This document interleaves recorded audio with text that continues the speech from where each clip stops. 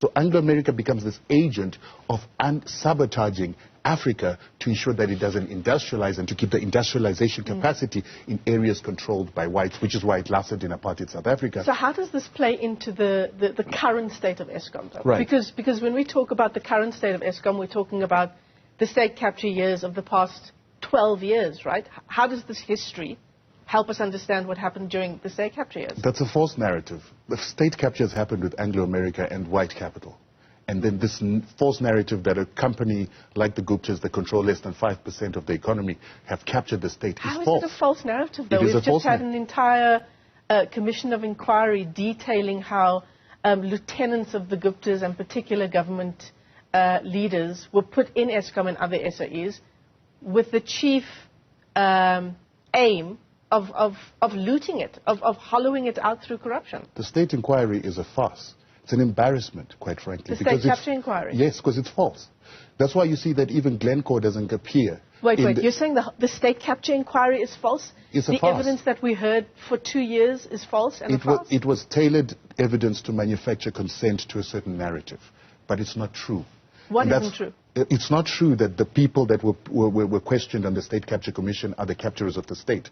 You have a situation where Anglo-America controlled 60% of this economy, followed by the Ruperts, who controlled another 20%, and so forth and so on. How is it that people that have less than 5% of the economy captured the economy? How does that... But the estimates are this morning, Rutendo, that hundreds of billions left our country through state capture. And there's forensic evidence detailing exactly that. Where's the forensic evidence being tested for you to prove that as a reality? It is a narrative. Well, we're living with the reality, aren't we? So let's give you a reality again.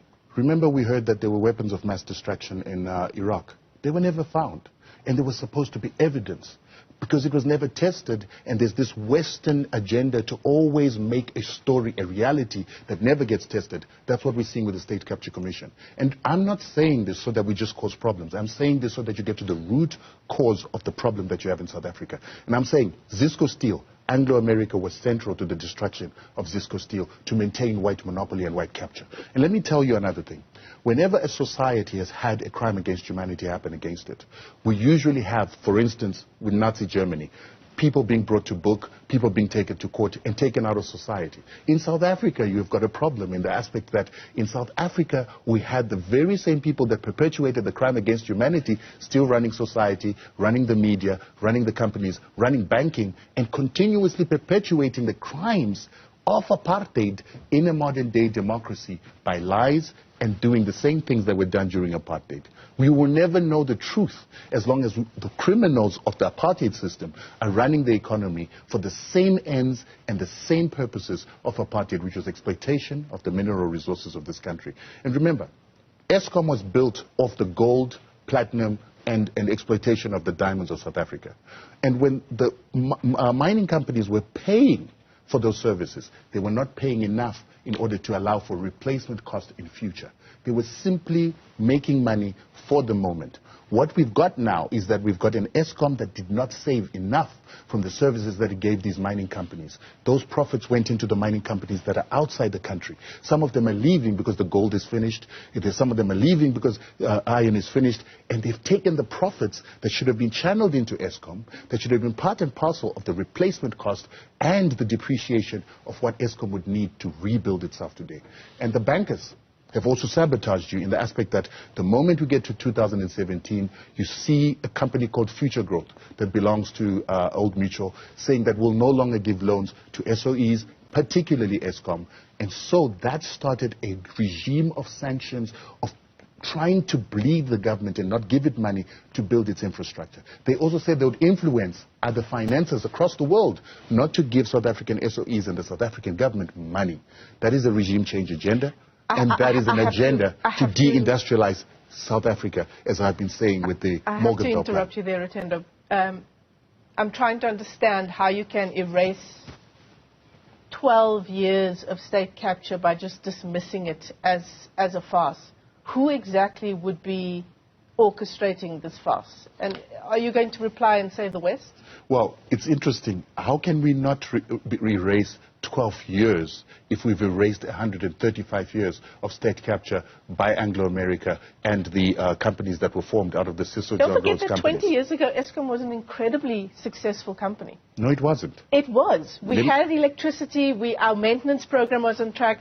We had profitability. We were exporting our excess power outside of the country as well. You were doing that while 70% of South Africa didn't have electricity. Many people were living in darkness in a country that was producing what you call... I said 20 years ago, not yes, 27. I'm talking about 20 years ago. 20 years ago, you did not have electricity for everybody. You actually had 70% of your people without electricity. Yeah. They were excluded. And the labor of these people, the pittance that they were being paid in mines and the jobs that they were working where they were paid 10% of what a white person doing the same job would earn was money that was being used to subsidize Eskom for it to be a social welfare system for the mining companies. So you're saying the success of Eskom 2 decades ago was a false narrative? It was a false narrative. And it was a false narrative that if we allow ourselves to make that narrative, then we become complicit with an apartheid system that excluded 70% of the people because they were black and we don't care about them, yet we only gave services to 30% who were basically being subsidized by those that didn't have electricity. Okay, let's talk about Medupi and Kusile power stations that are wholly over budget to the tune of billions. I'm on my phone now trying to find the exact number. Wholly over budget insofar as what was budgeted initially. In terms of maintenance costs, it's hundreds of billions of rands in excess. Okay, who do we blame that on? Right, that's a good question. And I always like to use history as my guide. So what is happening at Medupi and Kusile has happened before when they were creating Eskom. We had a company that was called Dick and Kerr. Dick and Kerr company was supposed to provide electricity for Johannesburg municipality for its tram system and the electricity in Johannesburg plus rand mines. So what they did is they went to buy machinery from England in order to power the generation of power that was going to be generated by engines. We're talking 1905. And so they got engines from the English who were not good at making electricity machinery. The electricity machinery was mainly made by Germans, particularly AEG, Siemens, and other companies like that. They made the best machines. But the economy was controlled by the British, and they wanted their British companies to get the contracts to provide the machinery. So what happened with this company, this Dick and Kerr, is that all their machinery started collapsing. People were dying on the job. People were being asphyxiated in the plant because it was burning gas, but that gas was becoming toxic. Eventually, this entire plant collapsed. But even the collapse of this plant was very weird. We had trams that sank at sea. We had one of the chief engineers dying on the job. The very same things you're seeing happening with Eskom, which looked like sabotage, that was done by the Victoria Falls power company that was owned by Rhodes so that they would get a monopoly. So eventually the entire plant of Dick and Kerr collapsed. And that, many people say, was because of the English machinery that was obsolete. Some people say it was because of sabotage by these guys who wanted to build a monopoly. Today, this is what's happening at Kusile. Kusile, we've got Hitachi that's come in. They're not the best at producing electricity power. They're not the best at generating electricity power. So there is a chance that we've chosen the wrong service provider. But there is also a chance that what happened in the past, the sabotage that could be happening at these plants by other interests that are trying to perpetuate a monopoly that existed, and we've learned this in history before. And so if you look at what's happening at Kusile, we actually need a commission of inquiry, which is what they did in 1910. They had a commission of inquiry to find out what was happening in the electricity. This commission of inquiry was a farce. It was not honest, it did not have the right questions, and it did not look at the right scope. You cannot have a commission inquiry of state capture. You do not have a Glencore in there, you do not have Anglo-America in there, you do not have, the Ruperts in there. You do not have the owners of capital, people like Old Mutual, who had been sabotaging this region, even during apartheid, to ensure that apartheid never ended. We cannot have a commission of inquiry that doesn't look at those criminals. All right, Rutendo Matinyarare, thanks very much indeed for coming in on that. Thank you so much. On that interesting note, I should say.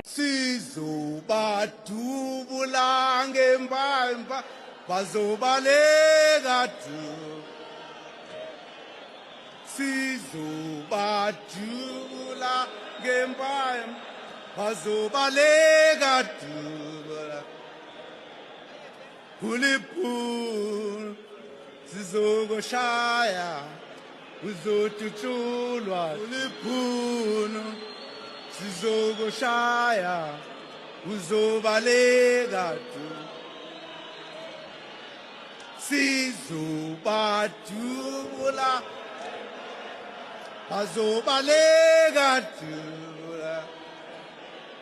sizobadubula bazobaleka tu uliphuno uzokushaya uzobaleka tu uliphuno sizokushaya uzobaleka tu ikhabhinethi soyidubula izobaleka tu amandla awethu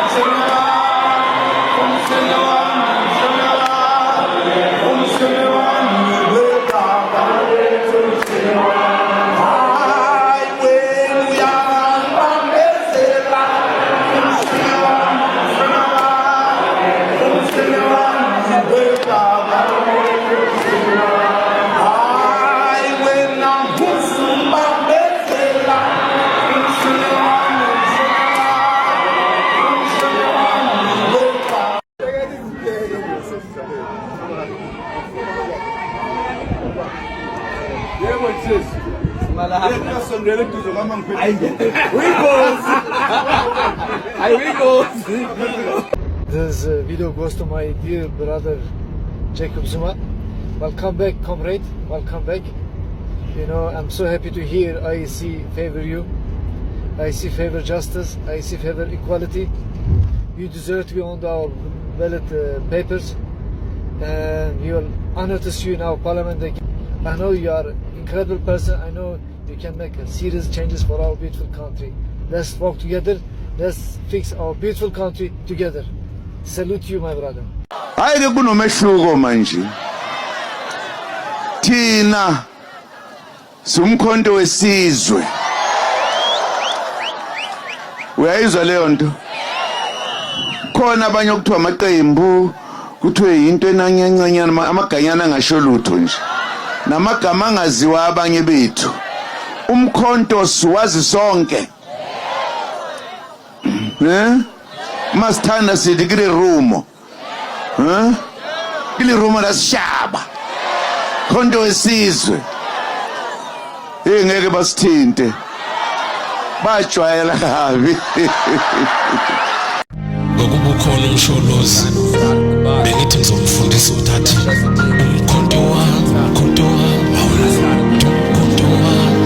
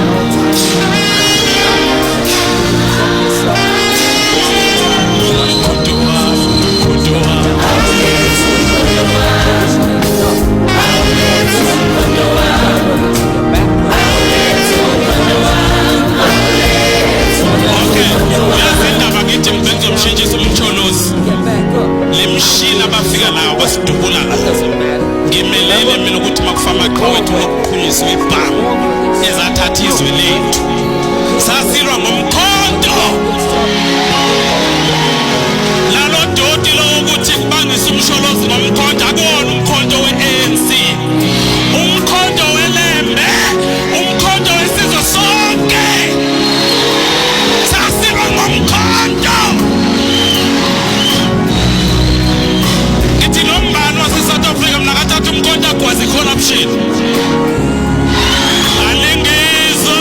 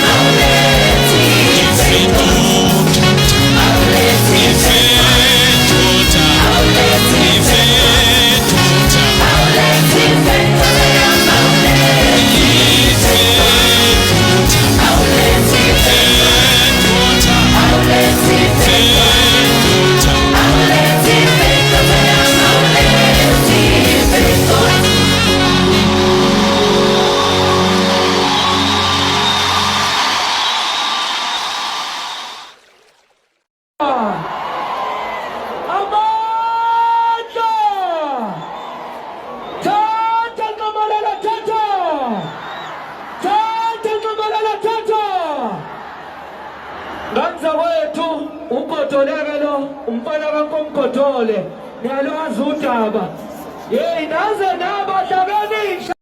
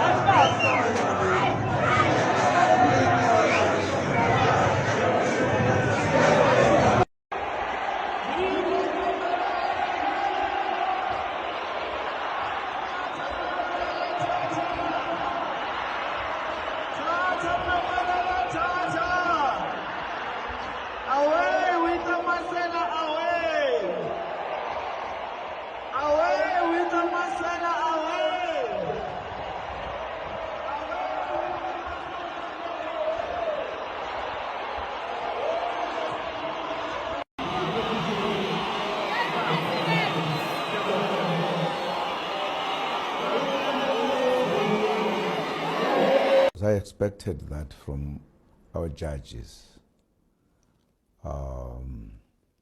but they are definitely wrong, not correct. The judges quoted the constitution of this country. Are you saying that they misinterpreted the constitution? Absolutely. That's what I'm saying. So what next for you, now that the courts have said you cannot run as MP? No, I'm a freedom fighter. I'm going to fight it because it's unfair, as well as it is not a democracy. Democracy brings freedom. This is not freedom. Your own former party, should I say, prematurely ended your presidency on corruption allegations. You have not addressed that. No, it was not on corruption allegations. Please, we are making a big mistake. There was no corruption that was ever found on me.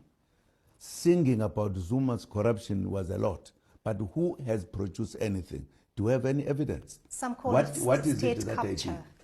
Some called it state capture. No. Some of the people who are alleged to have worked with you left this country. I don't know what is a state capture means. Even that one, I can tell you a lot.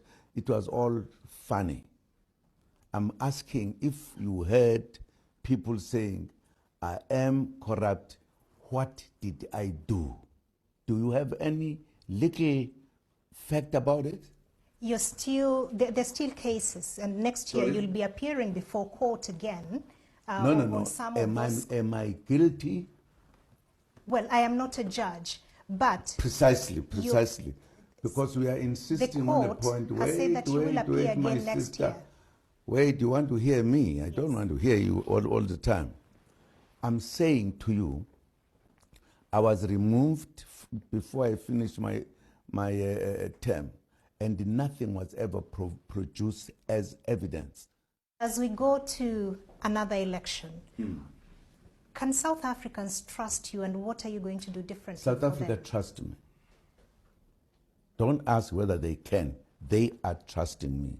They trusted me when I was the president, and you can ask any South African how the country was at the time. They are trusting me now. They are taking me back because they say that's where this is the man we trust. We're saying to you that there's other options as well. President Zuma doesn't have to be, president of the country if he doesn't want to be. That's the first point. What I'm also going to say to you is that there's other options, and those options are with the UN Human Rights Committee, of which there was a similar case in Sri Lanka, where a court, similar to what is happening here, upheld, a court order that led to a political leader in that country not being able to run for elections. And guess what? The United Nations Human Rights Committee overturned it, and he was able to run for elections. So it's not the end of the road for President Zuma. Are you suggesting that he may end up at this UN court? Well, that's exactly what we're going to do. We're taking this matter to the United Nations Human Rights Committee and to get it overturned. So there's many ways to skin a cat here, Toli. But But also, let's focus on the fact that we want a two-thirds majority so we can change this constitution that's based on Roman Dutch law, that doesn't represent us, and that is totally being abused continuously by judges that are not even elected by our people. And 6 of them, who ought to have recused themselves, still continue to preside over the matter. I mean, how is it possible that these 10 judges, unelected, make decisions that affect and infringe on the rights of South Africans, who, by the way, want their leader, in the form of President Zuma, to be in parliament? So, that's just, again, the nature of this system.